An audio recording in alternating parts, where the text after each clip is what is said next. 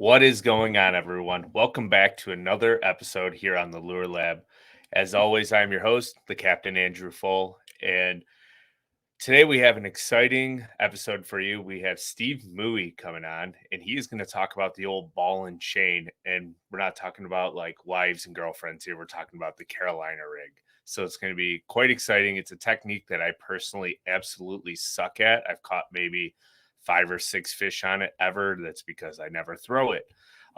We hope you guys tuned in to last week's episode where we talked about winter tube fishing with Hayden Anderson, and that one was really good. He dove really deep into catching big Great Lakes smallmouth in it on the tube during the winter time.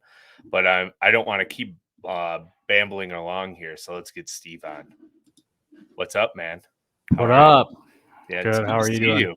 Good. Good to see you. Your pretty face. Oh, here we go. We're talking about stuff not to say off.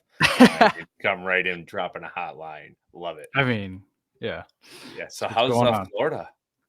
It's good. It's good. We're coming up into the spawn pretty heavy now, but there still are a lot of fish staging, and they're actually schooling up pretty good. So when you called me and told me you wanted to do a Carolina rig episode, I was like, oh, perfect. And I happened to be actually catching them on a Carolina rig recently, so it works fantastic. out. Yeah, that's great.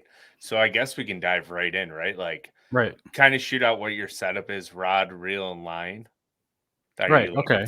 So I mean, I'm 100% fluoro guy. My main line will vary from 17 to 20 pound based on what I'm fishing.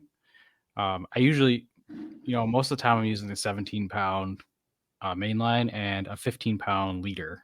I like fluoro. I know some guys like to use mono for a leader, keep the bait up a little bit supposedly, but I do fluoro, and I'll do the 50-pound leader in case you like snag up or something. You don't lose your tungsten weight as often, and that's just cost effective. Yeah, I like to use the longest rod I can get away with, which is I actually use a Dobbins 804C. It's their Carolina Rig special. I like the 8-foot rod. It's a little bit parabolic, but it's got a nice heavy backbone, and you need that because you're making long casts and you want to pick up as much line as possible. I use a high speed reel. I use a 8-to-1.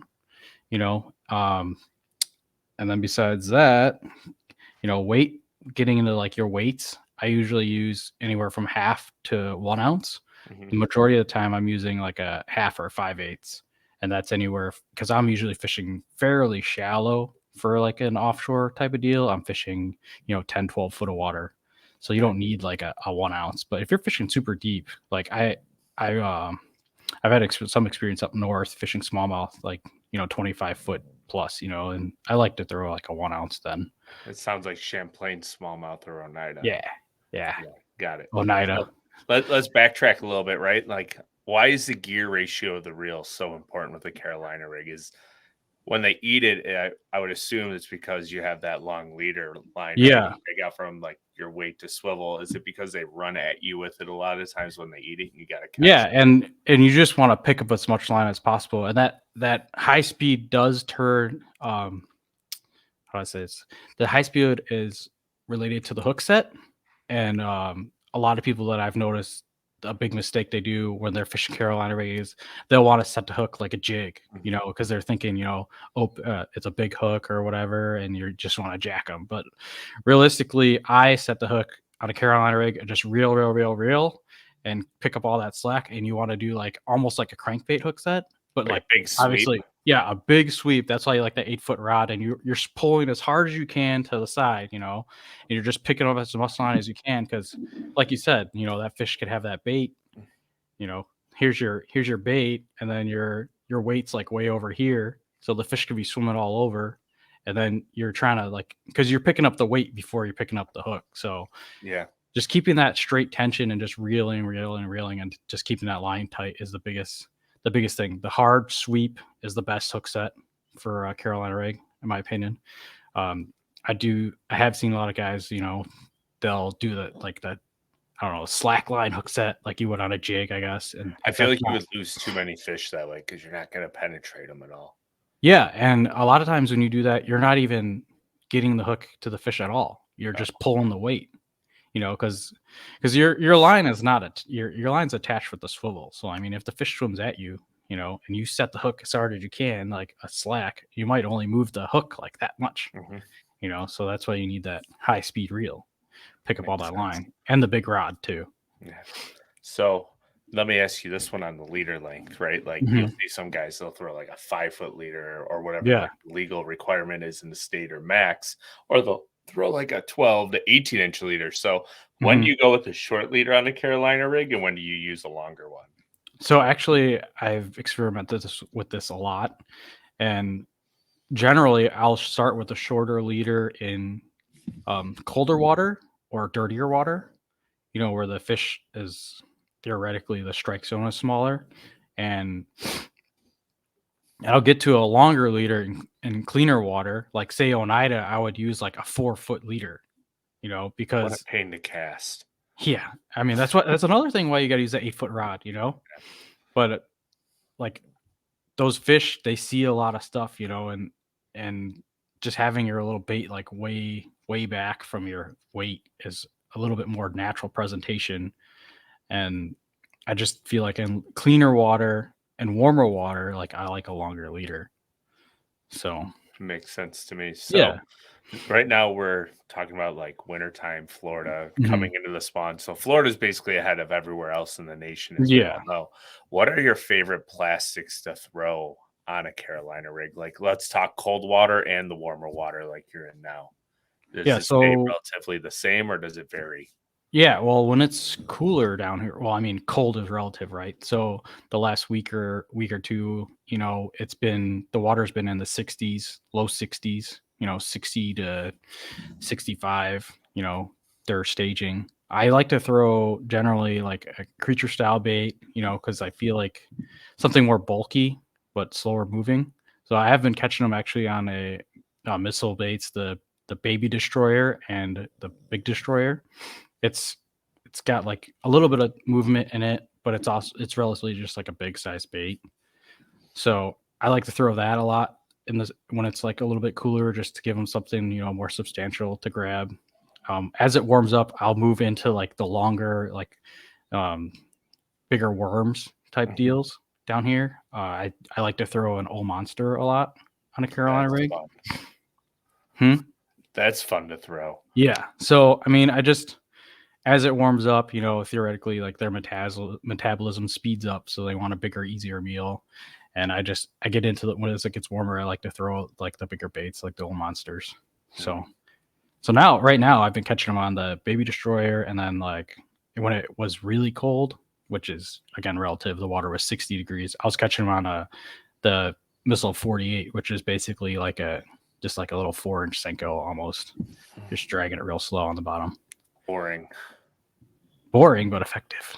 Yes. I think that's one of the things that, like, we had the episode last week on winter tube fishing, right? And everyone looks past it now because it's boring. It's in the past. And I feel like the Carolina rig is kind of that way as well. It's just people are like, I'm not throwing the old ball and chain around. Why would I do that? I want to go catching power fishing or flipping grass. And it can be way more effective at times just to sit there and drag.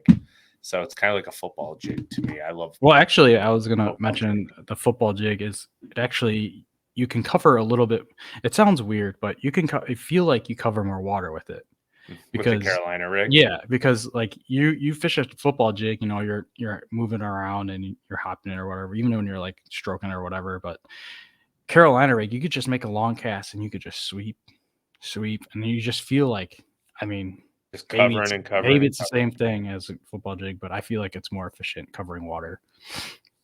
Got it. It's more natural of a presentation too, because I mean, just think about like a little weightless plastic just moving around back there. Nothing tied to it really. So got it. So let's talk about like the potatoes of the rig, right? The weight and the bead. Are you a tungsten plastic, a brass and glass, or like a lead and glass plastic mix type of guy? Yeah, which one do you prefer? I'm 100% a tungsten weight guy, simply for the sensitivity and the, because it's compact, it sinks quickly, and you could feel like I could tell the difference if I'm going over sand and then I get to like some shells and then I get into the muck bottom or whatever. You could feel all that. And that's very key because a lot of the stuff I fish, you're not actually fishing like a rock pile because we don't really have rocks down here. You're fishing like the edge of a shell bed or I fish a lot of sand edges, which is literally sand, like a sand, like a pile of sand next to like some muck, and you can feel it. And you need that tungsten for that feel. And as far as like the beads go, I'm 100% against glass. I will never use glass because for one, like it shatters and will cut your line. That's the biggest reason I won't use it with tungsten. I think it's a little bit better if people like brass with glass because it doesn't shatter it as often. But I just use. They actually make some rubber beads out there and tungsten beads. I mean, I just kind of mix it up. I feel like I just use a tungsten bead most of the time. It's got to be real noisy, like the tungsten bead on tungsten. Yeah, yeah, definitely. I mean, I feel like it helps with your casting too. I mean, maybe I might not, but I feel like if you have a bead of some sort on there, like if you just do like the tungsten weight to the swivel, your weight has a tendency to like slide up your line when you make a cast. Whereas if you have something on there like a tungsten bead, I feel like it kind of holds it all together. I don't know. It's At weird. least in my experience. Physics are weird. Yeah. So, I don't know. A lot of people talk about like the weight setup and right, but what probably the most important aspect from the Carolina rig, from what I've been reading, is the hook. Mm-hmm. So kind of talk about the hooks real quick. Like a lot of things that I've seen have said like a 2-aught, a 3-aught hook, real thin wired. Like what'd be one that I would use that I have used is a Owner J hook and like a 3-aught. So why is the hook the most important aspect of the Carolina rig? So I think the hook is most important. Obvious reasons is hooking the fish, but beyond that, I feel like the hook is very important in a Carolina rig because you don't want a hook that's too big and too thick because it's going to affect the action of your bait because your bait is not attached to anything. So if you're throwing something like a little worm or like a small creature bait and you want it to like move around naturally, you can't put a big heavy like 5-aught superline hook in there. For one, it's going to affect your hookups, but for the more importantly, it's just going to affect the action. I definitely stick to like what I would say like one size smaller of a hook than I would use like on a Texas rig. Got it. And then what is your favorite hook to use? So I've been playing around with a lot of different hooks. The Owner J hook, that's actually a very good hook. I actually like the Gamakatsu, the G Finesse. I think it's called the hybrid worm hook, but it's a similar shape. Yeah, I use that hook a lot for swimming a worm. It's a good hook. I like it. Yeah, it's a very good hook. Yeah, and it's got that slick coat. I was gonna say it's got the slick coat, so it helps with your hookups. But like, say for example, like a baby brush hog or like the baby destroyer. Normally, if I'm flipping that, like on a Texas rig, I'm using a 4-aught, right? On a Carolina rig, I'm throwing that with a 3-aught. Your back section of the bait has a little more plastic free flowing. So, and when they eat that thing, you're usually not like setting the hook immediately. So you're letting them kind of get it a little bit. And, you have that big rod, long line, so you can let them eat that hook a little bit. That's why it's important to let them eat it and not slackline hook set them and just kind of for sure. So kind of like digress back to the hook set thing real fast. Like when you feel a bite, everyone's instant reaction is to set the hook, right?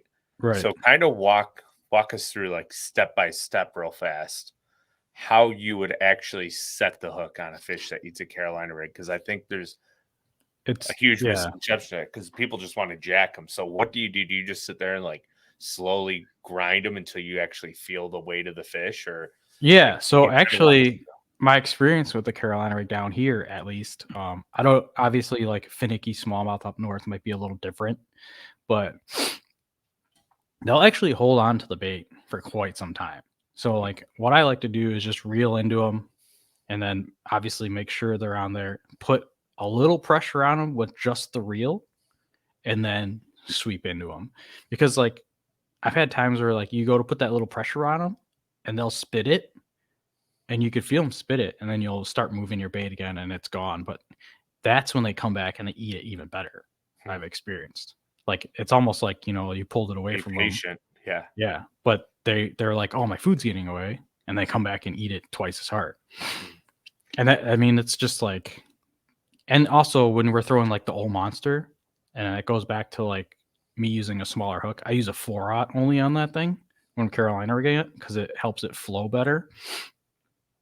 So like you don't want to set the hook right away in case it has that's a 10.5-inch worm, and in case it only has like half of the worm in its mouth, you want to make sure it has it. But also like I've experienced is if you start pulling the bait slowly away from them, they'll just chomp down on it twice as hard most of the time. They don't want it to get away because they think it's food, Yep. If someone's coming over trying to grab your French fries out of your hand, you're gonna snatch them back, So we got 2 questions left for you, right? Okay. Quick, straight to the point. So Right. we kind of already covered where you throw the Carolina rig, but I want to dive a little bit deeper into it.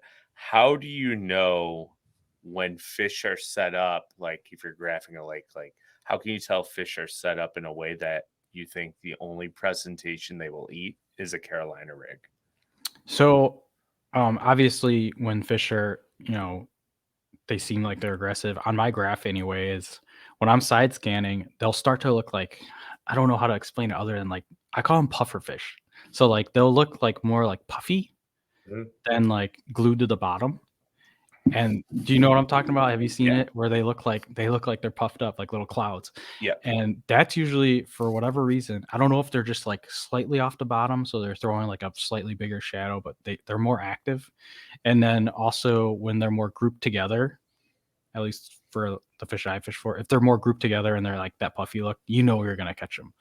So like you could throw most baits in there, but like when they're a little bit more spread out and they don't look as like off the bottom and active is like really when I feel like the Carolina rig shines because you could cover a bunch of like going back to like covering water. You might instead of like 30 fish in an area, you have only like 8 or 12 of them. You're moving that bait and it's a natural presentation. So you're getting that bait across more fish, Do you feel like the Carolina rig has drawing power? Like it brings fish to you kind of sometimes? I definitely think it does. Another the thing about the Carolina rig compared to like a Texas rig is you got that big weight and you're kicking up the bottom a bunch, and it might not seem a lot to us, but the fish can hear it. They could feel it. They could see what's happening, and it kind of like piques their curiosity. And if they're looking at, I've had a lot of fish like I'm sure you have too, but like you feel like they bit the weight. Yeah. And that's definitely happened. But I've experienced if they do that and you just keep pulling, eventually, like obviously your worm's getting to them too. So then they'll gonna bite that too. Yeah. Like, what the heck is this thing? I missed it. For sure. But it's weird because it's like I've thrown a Texas rig in the same areas that I've thrown like a Carolina rig and they don't eat it. So there's definitely something to it. I couldn't tell you exactly what it is, other than like it's a more natural presentation. It's, it's a little bit different than what they see all the time. Yeah. And I wonder if too, because you have that fluorocarbon leader kind of just swaying out there, if there's any natural current in the water, right? Like even when you pause, I'm sure that bait is still fluttering, especially with like the baby destroyer, or even the big destroyer that you're fishing with tails. So actually, I don't know if like I've experienced this up north. Have you ever seen carp feeding and there'd be smallmouth by them? Have you ever seen that? I've actually seen largemouth by carp or largemouth. Yeah. So like same theory is like something's kicking up the bottom and it piques their curiosity. And then all of a sudden you have something that looks like a crayfish or like some kind of bait floating after it. They have to eat it. So like it's a lot of bites I feel like are curiosity, So like you're doing something down there, kicking up the bottom and moving stuff around.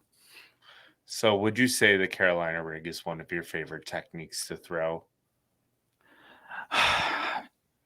My favorite technique, I mean, it sounds, everyone says this, but my favorite technique is like, I know what catches a fish, but it is a wacky worm. But no, but like, it's one of those things where it's been around forever and I feel like nobody utilizes it anymore. Or you'll hear guys like say, I hate it, I won't throw it. And I'm just like, all right, but he catches fish. So why do you hate it? Yeah. It just doesn't make sense to me. Like, because everybody wants to have like that image that they can catch them on something big. Like, look at. I mean, do I love flipping a jig to a dock with 25-pound fluorocarbon? Yes. But look at swim baits right now, like big glide baits. Everyone is like on that fad, and people are like leaving all the stuff that is tried and true and tournament fishing and just catches them. So it's funny. I feel like when's the last time a glide bait won a major tournament, like solely on a glide bait? Maybe a one-day event, but never multi-days. Yeah. I mean, I'm not denying that they have power, like, and they have their time and place, but everything does, really. 100%. So, but well, before I keep you too much longer, are you ready for the last question? Even though I said there was 2 and I asked you 4. So fishing's weird how you could just talk about the same stuff over and over and it doesn't get boring. That is true. One of the few sports that you can continually ramble on about nonsense and enjoy it. So and that's what most of fishing is to me, is nonsense. But if you break it down simply, you can catch more fish. So, all right, Steve.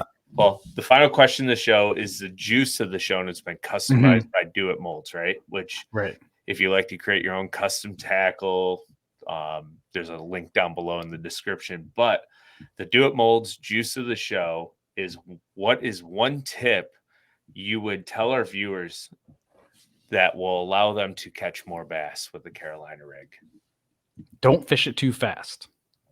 I was thinking about this, a lot of times with Carolina rig, I just feel like you can fish it too fast because it's like a heavy thing that's on the bottom. You could just keep, sometimes, I mean, you're using a 3/4, you can almost just like reel it in, and it's like, but you got to understand it's a plastic down there, so I've caught some, this is, I got, me, I got my dog in the boat and he'll be like doing weird stuff. I've literally had fish where I cast my Carolina rig out and I'll put my rod down and I'll like go get my dog like some water or something, and then I'll pick up my rod like 30 seconds later and there's a fish on it. I hadn't even moved it, so stupid fish. I mean, there's been times where, with electronics now too, we got 360. I know exactly where brush pile is. I'll throw a Carolina rig and drag it up to the brush pile and just like let it sit there. And I'll be like, well, I guess there's not one there. And as soon as I think to like move it, then one bites it. Yeah. So what the heck? Yeah, I feel like there's only 3 techniques that you can really have that happen to you with, right? A wacky worm, a drop shot, and a Carolina rig. Because it seems like the less you do with those, the more action they give and the more bites you get. I think it comes back to like how natural and not even like natural, but like it's not scary to fish. Right. Like sometimes they're scared of like a crankbait, Yeah, wouldn't you, with a big loud rattling thing come flying by your head? Like, what the hell? or a 10-inch glide bait. Yeah. You're like a 15-inch bass. Yeah, I don't even want to go on the rabbit hole of talking about glide baits, because I feel like most of the fish that try to eat those aren't trying to eat it. They're trying to kill it because they don't know what it is and they're pissed that it's around them. And that's why you get them, because they're always hooked on the outside of the mouth, almost always.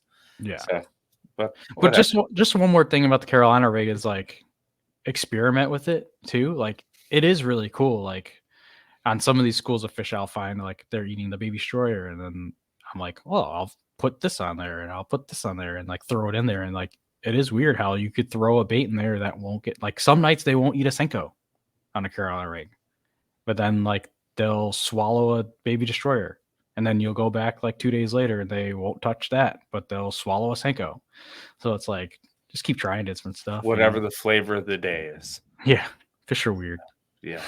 Well, everything's weird. Well, Steve, I want to say thanks for coming on and taking out this short time to join us here on the lab. It's greatly appreciated. And I'm sure we'll be talking some other techniques here in the future. Thanks for having me. Of course.